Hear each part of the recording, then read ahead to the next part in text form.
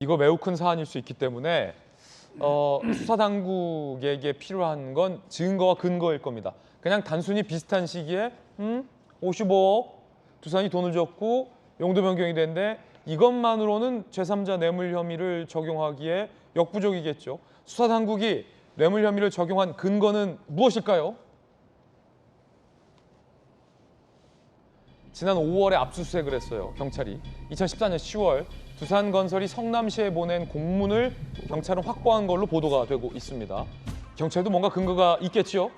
병원 부지를 업무시설 용도로 변경하게 해주면 조건부 성남FC의 후원 방안을 검토하겠다라는 내용의 공문이 발견됐다라는 겁니다. 보도에 따르면 성남시가 구체적 요구사항을 논의한 정황도 포착한 걸로 보도되고 있습니다.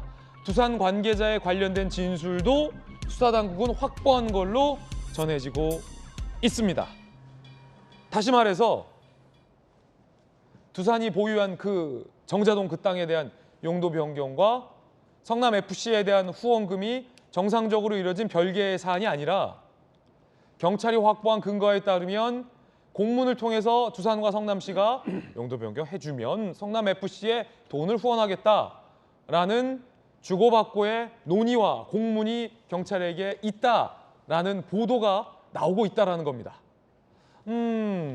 부동산 전문가이기도 한 김연아 전 의원께서 보시기에는 어떻습니까? 지금 수사당국이 파악했다는 근거 보도인데. 네, 일단 그 용도 변경의 첫 단계부터 이런 광고나 후원 또는 금전적 대가에 대한 얘기가 구체적으로 언급됐다라고 하는 정황이 포착됐다는 게 이번에 이제 수사 결과가 바뀐 것의 제1차 증거라고 경찰이 내놓고 있는데요. 시청자 여러분, 용도 변경은 생각보다 굉장히 중요한 일이고 어마어마한 이익이 발생할 수 있는 일입니다. 용도 변경 혹시 뭐 잘 모르실 수 있으니까 그냥 네. 뭐 구청 가서 신청하면 바로 일주일 만에 되는 뭐 그런 거 그렇게 아닙니까? 해주는 게 아니고요. 예. 네, 이제 개인이 갖고 있는 땅도 마찬가지고 저렇게 큰 기업이나 이런 특히 이제 병원 용지에서 상업 용지로 바뀐다고 하는 것은 우리가 일반적인 절차에서 한 2단계 이상 용도가 변경되는 건데요. 병원 용지면 병원만 줘야 되는군요. 그렇죠. 원래 그런 거죠. 그래서 땅이 70억밖에 되지 않은 것이고 이게 지금 150배가 뛰었다라는 것은 그동안 뭐 여러 가지 부동산 가격이 올라서 뛴 것도 있지만 용도 변경 때문에 이 땅의 성격이 바뀐 것이 굉장히 크게 좌우했다고 볼 수가 있습니다. 상업 용지로 바뀌었기 때문에 두산이 병원이 아니라 이제 두산 건물을 올렸군요. 예, 그런데 용도 변경을 할 때는 반드시 그 시의 도시계획위원회를 거치도록 되어 예. 있습니다. 그리고 이것이 그냥 해주는 것이 아니라 반대로 이렇게 굉장히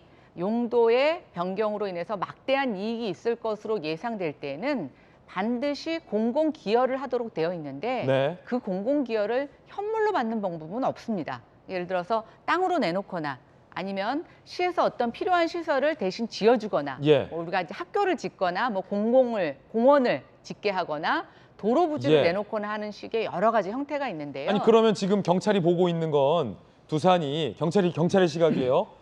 이재명 성남시장님이 성남FC 구단주로 계시니까 네. 55억 성남FC의 광고 유치 형태로 후원하겠다. 이거 공공기여다. 이렇게 볼 수 없는 겁니까? 아니죠. 예, 공공기여는 그렇게 돈으로 낼 수 있는 것은 아닙니다. 그리고 반드시 공공기여를 결정할 때는 도시계획위원회의 결정을 거쳐야 되는데요.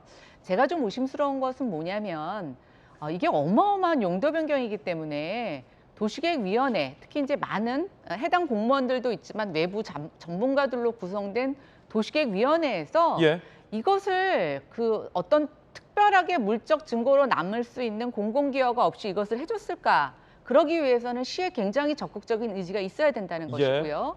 또 이번 수사 결과에서 나온 것은 공공기여가 있었습니다. 그래서 병원 부지의 일부를 이제 시에다가 내놓는 거였는데 당초 15%의 부지의 면적을 내놓겠다고 한 것을 10%로 감면해주는 또 조치가 이루어지게 됩니다. 어마어마한 이익을 준 거죠. 특혜입니까? 네, 저는 굉장한 특혜라고 생각하고 이걸 특혜로 보지 않으려면 예. 이에 상응하는 굉장한 공공기여에 대한 반대 급부가 사업 시행자로부터 있어야 된다고 생각이 되는데 예. 그게 50억의 광고비였다? 저는 적법한 절차도 아니라고 생각이 되고 그 두산 기업이 갖게 되는 이익에 비해서는 굉장히 적다. 예. 그러니까 누군가 이때 시장이었던 이재명 지금 당대표께서 아니면 그때 주도적인 시의 도시계획 업무 담당자들께서 이것에 대한 적극적인 지원과 의지 표명이 예. 있어야 된다고 생각하는데요. 과연 시장의 허락 없이 담당 주무 공무원이 이것을 적극적으로 이렇게 했었을까라는 데서는 많은 의구심이 드는 것은 사실입니다. 그러면 지금 경찰 수사 과정에서 확보됐다는 그 공문 관련된 보도 등을 보면 성남시와 두산 관계자가 공문을 주고받았다는 거 아니에요? 용도 변경 해주면 성남 FC에 후원하겠다. 이렇게 해서 용도 변경 해줘도 이건 불법이라는 거죠. 그것도 그렇죠. 어떻게 용도 변경이라는 게 후원을 조건으로 이렇게 해줄 수 있을까라는 생각이 들고요. 그래서 수사 당국은 그렇죠. 제3자 분명히, 뇌물이다. 분명히 그게 조건이었다면 음. 도시계획위원회에서도 이 안건으로 상정이 되는 근거 자료가 남아 예. 있었어야 맞습니다. 이재명 대표는 과연 이에 대해서 어떤 입장일까요? 함께 들어보시죠. 제3자 뇌물 공여 혐의라고 했는데 그 부분에 대해서 어떤 입장을 내신가요?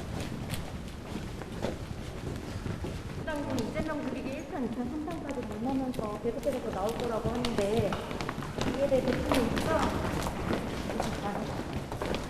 조심하세요. 수고했습니다. 추가로 통보가 오거나 기소하더라도 계속 같은 입장으로 하실 건가요?